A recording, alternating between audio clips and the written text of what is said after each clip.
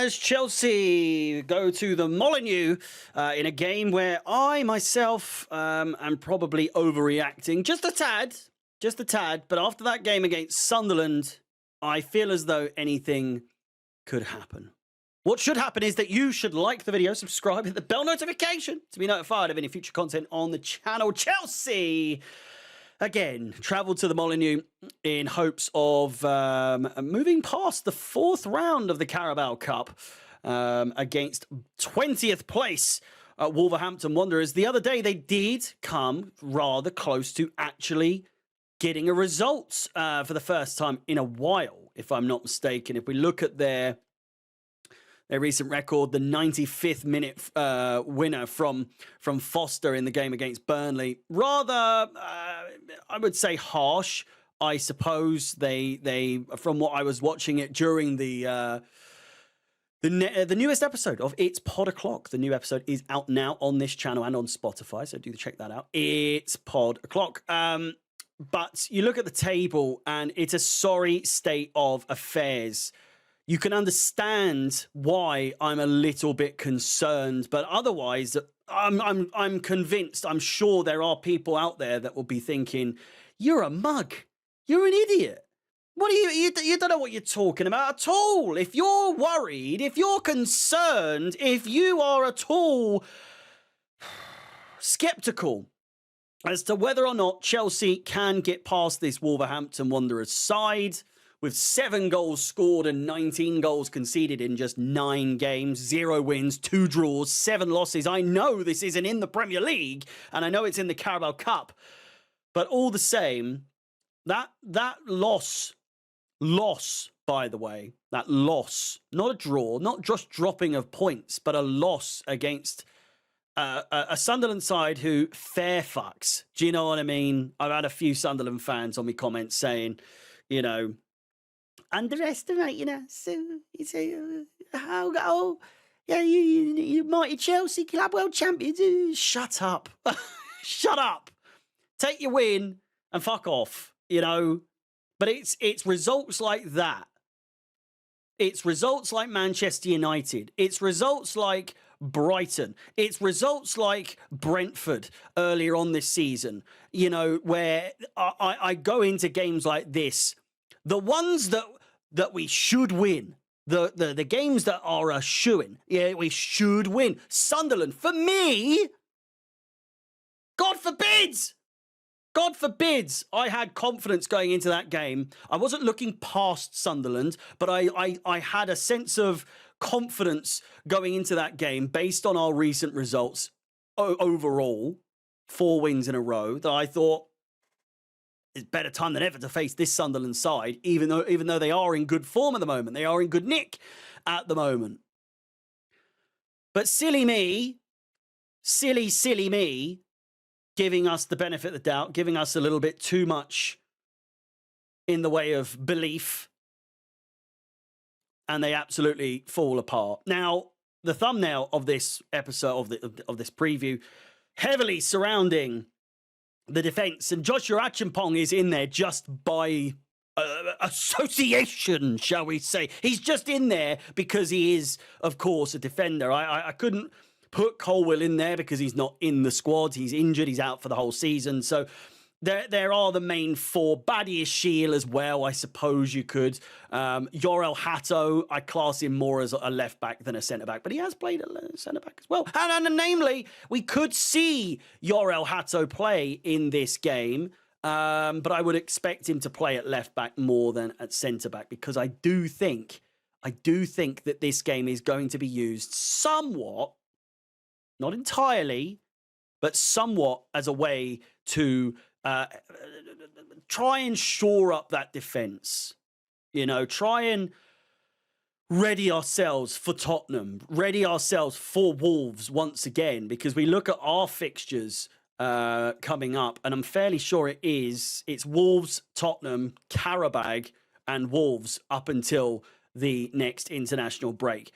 My thinking here is we'll go in fairly strong. I feel like it will be more or less a full strength side, maybe. maybe we'll see Jorgensen. I don't know. Listen, I look at the fixture. Let's see the lineup against Lincoln, because, I mean, that's Lincoln, you know. We had George up top. We didn't really have Guiu up and running by then. In fact, I don't actually think he was in the squad. He was not. He was not in the squad. I think he wasn't 100% fit at that point. But Jorgensen in goal, Buenanotte, Gittins, Garnacho, Hato, Gusto, Fofana and Chalobah, Santos and Fernandez. That's not a full-fledged, full-strength Chelsea side.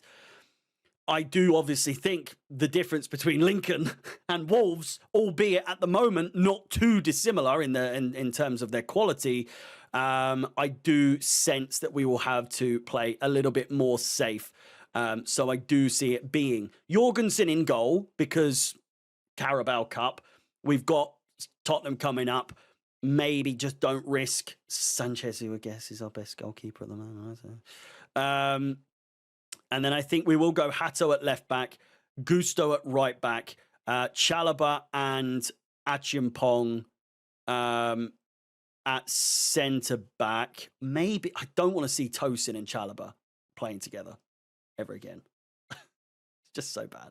And not to beat on a drum, or beat on the drum of everyone else is saying it, so I'm saying it. It's just factually one of the worst centre-back pairings we've seen in a while, at least lately. I will still go with... So on the wings, I will go, again, probably I think we'll go with Garnacho, but I think we'll go Esteval on the right. João Pedro and... I don't know. I think we'll go Guiu up top. I also think we'll go Enzo. Maybe Lavia? Can Lavia play? I'm fairly sure Lavia is available. So yeah, it'll be Enzo, Lavia and Caicedo. I think Enzo playing more attacking. Maybe João Pedro. I don't know what's going on with him at the moment. It just doesn't seem like we know exactly what. Well, I mean, we're playing with him with intention, but I just don't know. I just don't know if MARESCA is getting the best out of João Pedro, let alone any other player for that matter. Predictions-wise for this game, naturally I'm worried. If we were to lose one game out of this and the game in the Premier League, I would rather lose this and win the game, or in a few weeks' time against Wolves in the Premier League. But at the same time, it would be rather embarrassing. It's got to be said.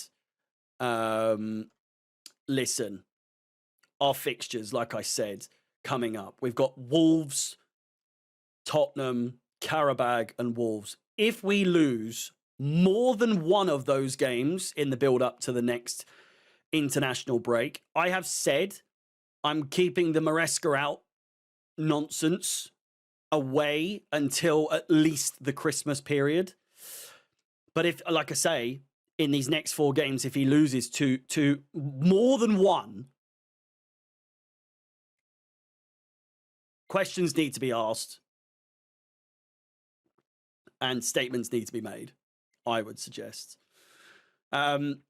Predictions, though, for this game, I just think we are going to be a little bit too much for this Wolves. They just aren't good.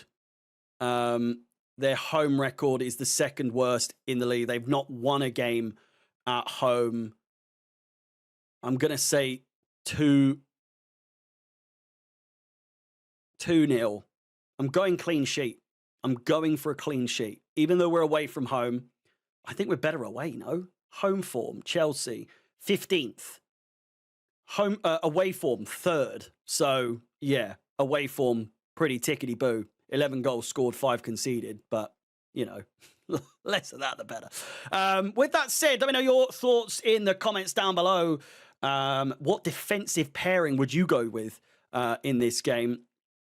And again, let me know your thoughts in the comments. Please like the video, subscribe, hit the bell notification to be notified of any future content on the channel. As always, my name is Harry, out the Chels, and peace.